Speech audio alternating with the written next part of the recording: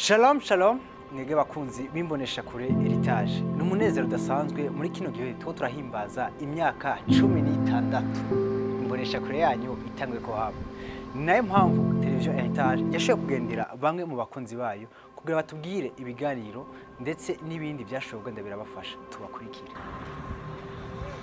Tangiye kuraba televiziyo Heritage nkiri umwana muto cyane gose nakuze ndayibona ibiganiro byayo byinshi antuka kubera kuriye muri famille ikijijwe ndumva niyo televiziyo préférée.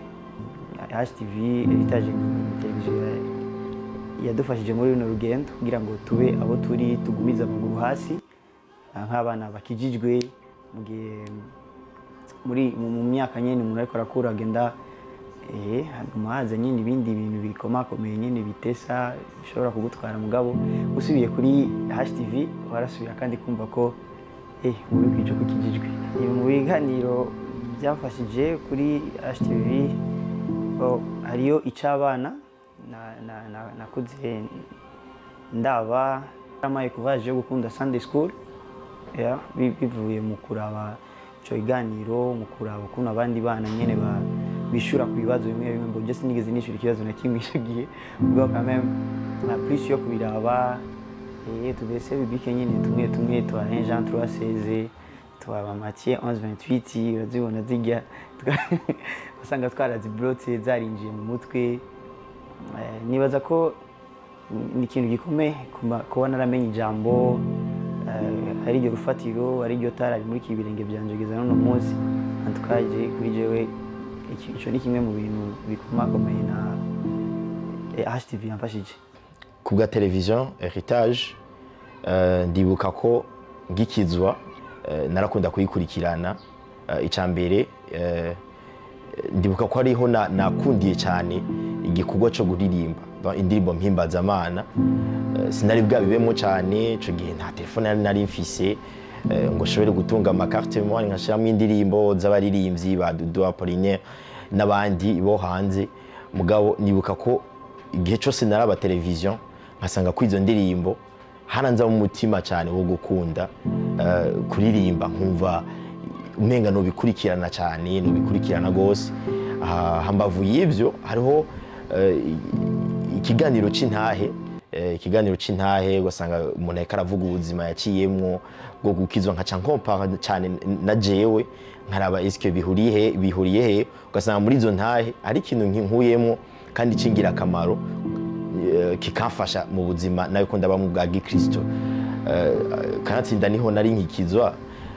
Hama ikindi naco ijambo ry'Imana yakunda kubaho kubera ko sinari bwaje cyane mu bintu by'ijambo ry'Imana canke ngo menye ukuntu ushobora gusoma Bibiliya jewe ndavyibwiye ntore Bible nsome mugabo televiziyo yaramfashije cyane kugira gutahura ijambo ry'Imana kubera ko ibiganiro by'ijambo ry'Imana byaba ari byinshi, indirimbo, ibiganiro by'ijambo ry'Imana, intahe, ugasanga niho hantu ndiko ndakura cyane gusumba abandi usanga bari amadesi animiki mugabo nakunda kuraba televiziyo Heritage.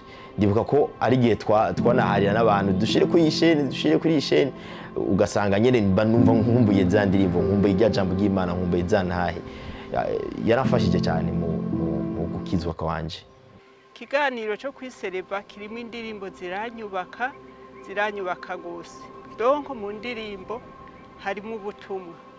Burya rero haraho noba mbafise nk'ibibazo kanaka numvise indirimbo nkumva ndahezagiwe. Ikiganiro c'intahe ikiganiro naco kiranyubaka kuko burya mu ntahe ni isiguro harimo kuremesha. Wumvise ingene Imana yakoreye abandi bitangaza, wumvise ingene Imana ihindura ibihe, wumvise ingene Imana ikora ibi na biriya uca wumva nawe ufise ibibazo yuko uti nanje nzohuka ejo. Urumva ico kiganiro naco kirampimba. Bishobotse mukaronka intahe muzoze murazishira kuko intahe zirubaka ziratuma umuntu arema naho wowe uri mu bigeragezo bimwe byamvako umvuga uti ndafise Imana irantabara. Heritage ni TV natanguye kuraba nkiri muto cyane gose narakunda gukurikirana ibiganiro byayo. Hari ikiganiro kigeze kuba bigeze gutumira umukozi w'Imana yariko yigisha kuvyerekeye vyerekeye kurimbura ijambo ry'Imana. Hama ariko yigisha ku vyerekeye kurimbura ijambo ry'Imana, jewe naho nafata Bibiliya nibaza ngo ni gusoma bisanzwe nk'ibitabo nk'ibindi, ariko uwo munsi uwo mukozi w'Imana aza aravyigisha ko ku vyerekeye kurimbura, yuko iyo uriko urasoma ijambo ry'Imana yuko atari kuva gusoma nk'ibijurnal, ariko ijambo ry'Imana urifata ukarisoma ukariraba hama ukamedita. Kuko igihe yigisha ico kintu cyo kumedita nico nkeneye kuvuga cyane cyane, kuko yavuga yuko gusoma ijambo ry'Imana atari ibintu byo gusoma komsi nk'ivyigwa, ariko urasoma ijambo ry'Imana ukaraba ukaryumvirako, ariko do plus uguma uryumvirako n'igihe nuko rigucikira ubuzima. Kuko igihe nakurikirana umukozi w'Imana reka aca kuri Heritage, vy'ukuri hari vyinshi vyanyunguye, hari ukungene naho nasoma Bible, ariko hariyo changement yaje kuba mu buzima bwanje. TV Heritage yamfashije, yarandize, yantoje indero nziza mu kugororoka. Ubu ndazi uwo ndiwe ku bwa TV Heritage. Ya myanya kuja kuyerera mu rundi rwaruka je ntaho naronse, kubera naho nabandi muri chômage naje ishuri nashobora kumara umwanya munini ndiko ndaraba TV Heritage, kuko nkuko nabivuze ibiganiro byose bicako mushobora kuvangirwa. Havamo ikiganiro cy'ubutumwa bwiza, akavamo ikiganiro c'intahe, akavamo ikiganiro c'intahe, akajamwo ikiganiro c'indirimbo, indirimbo zigiye zitandukanye, ugasanga ugenda ukufashwa ukuzwa mu ngero zigiye zitandukanye. Ubu rero ndazi uwo ndiwe biciye muri TV Heritage. Sabukuru nziza, sabukuru nziza, sabukuru nziza, TV Heritage. Sabukuru nziza.